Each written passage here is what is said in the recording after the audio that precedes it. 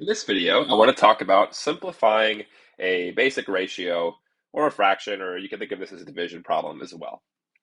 So I want to talk about one basic rule that we have that we'll see in some later examples in this video. If we have a to the b over a to the c, so they have the same base a, this is the same thing as a to the b minus c. Okay, so to see what this looks like, let's say we have x to the fourth over, I don't know, x squared. This is the same thing as x times x times x times x. You multiply x together 4 times over x times x. Okay? So if we expand it like this, it's pretty easy to see. Well, we can cancel this x with this x, and then this x with this x, and we're left with x times x over 1, or just x times x, which is the same thing as x squared, which is the same thing as x to the 4 minus 2, right? So that's the basic thought process behind the uh, quotient rule with exponents, right? So now let's look at a few examples. Here we have 18xy over 45wxy. Okay, so let's rewrite this in a way that will allow us to easily cancel everything. One way to approach this is we can see that these are both 18 and 45 are both divisible by 9. So let's go ahead and write it as a product of a number times 9 for the constant values at least. So 18 can be written as 9 times 2. Then we have times xy over, and 45 can be written as 9 times 5 times wxy. So from here, now we can start canceling things. So we can go ahead and cancel the 9s. Those will go away. The x's will go away, and the y's will go away. So now all we have to do is just see what's left.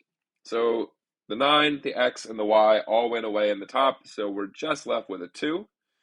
And the 9, the x, and the y both went away in the bottom, so we're left with just 5 and w. So our final answer is going to be 2 over 5w. Okay, how about 40ab over 48bc? Okay, one thing we can do is if you wanted it this way, you can go ahead and you can go ahead and cancel what you know you can cancel, right? We can go ahead and cancel these b's. They're going to disappear. So if we do that, we're going to be left with 40a over 48c. Okay, but 40 and 48, they can both be written as a product of something times 8. So if we write 40 as a product of something times 8, we get 8 times 5 times a. And on the bottom here, on the denominator here, we have 48. This is 8 times 6 times c. Okay, here we can go ahead and cancel out the 8's, and we're left with 5a over 6c. And I think that's about as simple as you're going to make that one, right?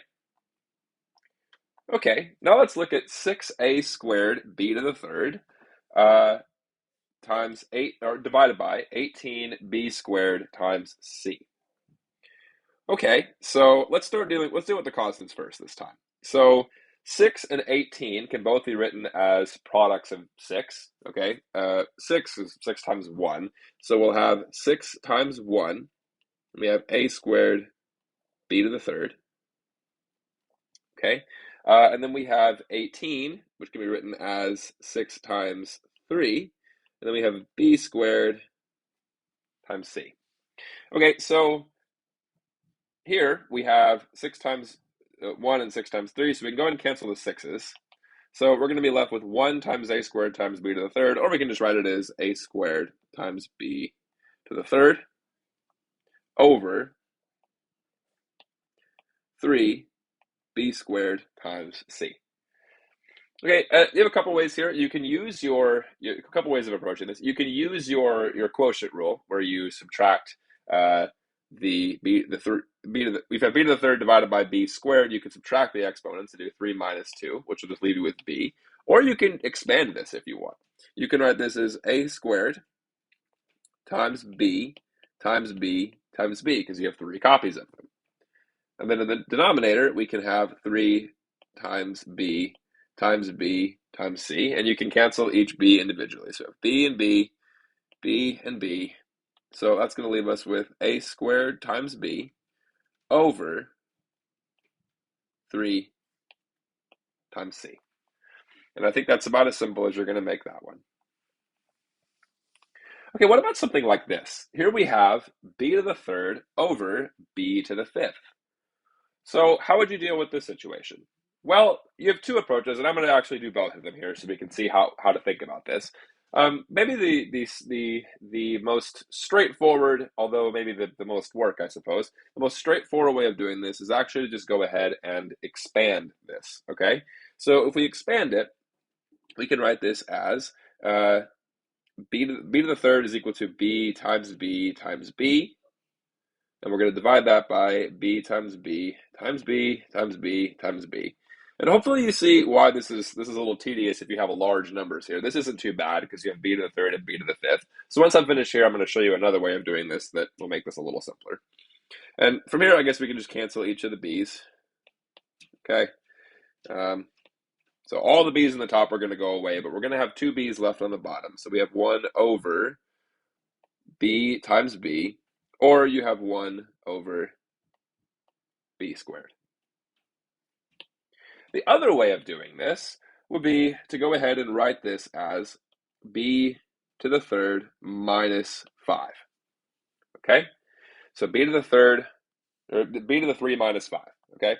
That's the other way of writing this, because remember, you can subtract the exponents. Okay? B to the 3 minus 5 is b to the negative 2.